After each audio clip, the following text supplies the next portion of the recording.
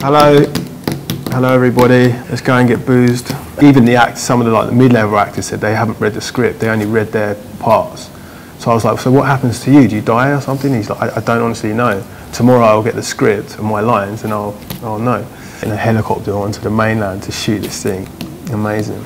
Like, again, you and I could have done 50, 60, 70% of the scenes. There was a few, obviously, when he was in a truck in a small space and there was four of them there and they were having like a dialogue between the four of them. It looked pretty tricky and it took them about 10 or 11 takes. It makes me think it's more attainable to do it. You think it's like something that's way out of your league to be able to do, but I think with some basic acting skills and classes, you could pull off. I mean, doing a more serious movie with when the acting is more prevalent, it can be more difficult. It's like an action movie, so it's going to be easier. I've got a friend, a girl in London who's in Emmerdale. She's now in LA. So most of them do that. They learn their trade doing seasons, of years of when they were teenagers and stuff.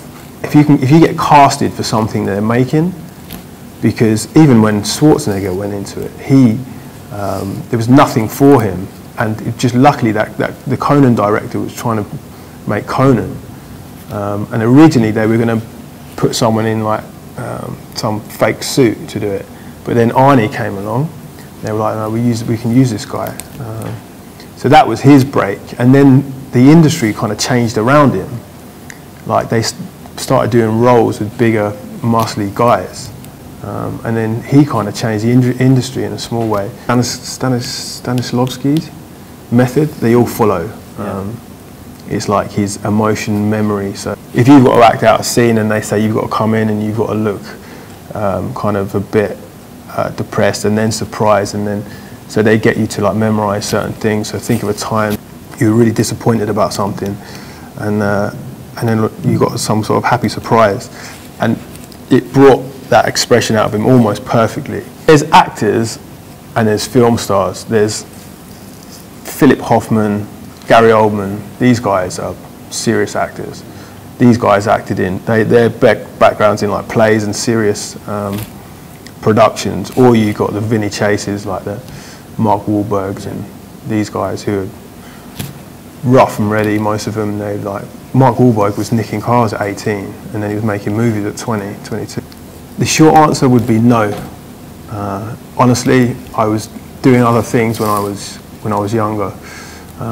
Had other things I wanted to achieve when I was a teenager, or in my early 20s. I was too busy studying in London and partying and trying to do some other things. But it's always something that I thought I could do, and I wanted to give it a good go at some point. So now that I've got some more time, I'm a bit older and a bit more confident, it's something that I'm certainly trying to give a good go to now. Everyone kind of has their insecurities, I think, when they're younger, and if you're not really passionate about doing it, it's quite tough to take the rejection, I think. My main endeavour is trading currencies, and it's taken me several years to get that right and to perfect certain systems. Apart from a few sporadic attempts in London when I was younger, I pretty much started from scratch here in Malaysia 2 years ago when I moved from Singapore to KL.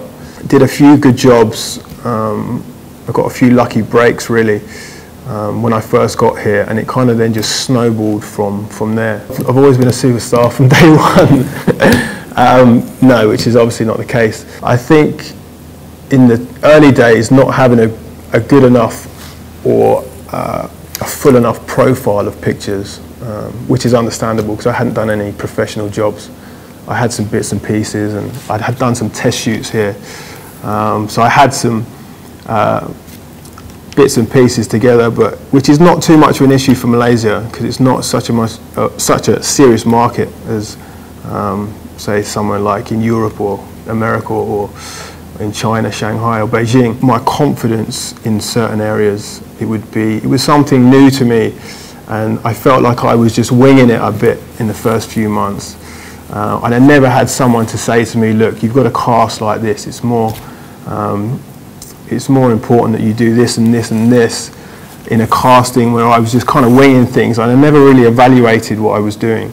This was kind of, I was ad hoc, I was going along, kind of figuring it out for myself. So that was a bit of a stumbling block. I can do quite a range of things, but it would definitely be in a commercial spectrum. So I can still look quite young, especially if I have a shave. So I can still get the roles for like young 20s to up to 30s, advertising anything from menswear to watches to yogurts. So I've done some random things, but it would be more of a commercial sense. I've got more of a talent kind of face. I enjoy trying to pull in the big contracts for the print campaigns and TVC. So that would be my area. The natural progression for people doing this would be into some more serious acting. So I think you learn some skill sets, movement, expressions, and some basic acting skills, especially in the TVC side of things. The general rules apply for being successful in any undertaking. So the first thing would be to work extremely hard for the first 6 months to a year. That's the same in any craft. And then you get a feel for like what you can do. You gain a lot of experience, and you see what you like to do, because it's important that you find your area or your niche, as it were. So just do lots of things. I know my first year was 2012, and for me it was a yes year. I decided I was going to say yes to everything. Just do anything that was offered me. It got me into some scrapes, but it was some good fun. I mean, I wouldn't do some of the stuff now, but I don't regret doing it because I learned a lot from it. So that would be the first thing. The second thing would be to try and find someone, a mentor or a group of people that have what you want. So just hang out with as many models as you can, professional models, someone who's been in the industry who can kind of give you some direction on where you should be going, and some honest appraisals of how you're doing.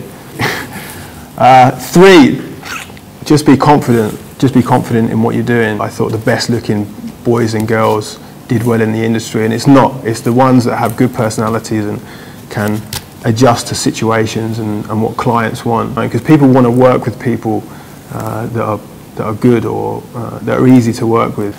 Be confident and be grateful. For me, I think I'm fairly smart. I mean, I studied a scientific degree in England, and then I've done financial trading, so I think I'm pretty smart.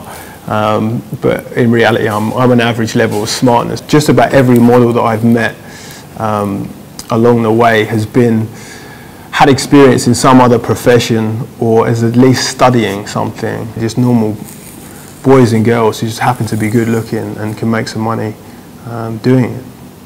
When I first got to Malaysia, I was handed quite a big TVC for Malaysia tourism. So I'd only been here a week, and then I found myself getting driven around KL, the most exotic places, jewelry store, 5-star spas. The European couple traveling to Malaysia, it was their luxury one. So I kind of landed on my feet. So that was a good one to get younger boys and girls game in the high fashion in the high fashion world. So it's just being sensible about what I can do. I make a lot more money doing the commercial stuff than I ever would do in high fashion. Hollywood, baby. I think it would certainly be the States. I've always wanted to live in New York for a period of time, some acting, studying. I'm lucky enough to be able to go anywhere with my other businesses or my other ways of making money. It doesn't tie me to anywhere. So there you have it. That's a bit of me, Craig Smith, here in KL with the Rollmodels Academy with In Your Face.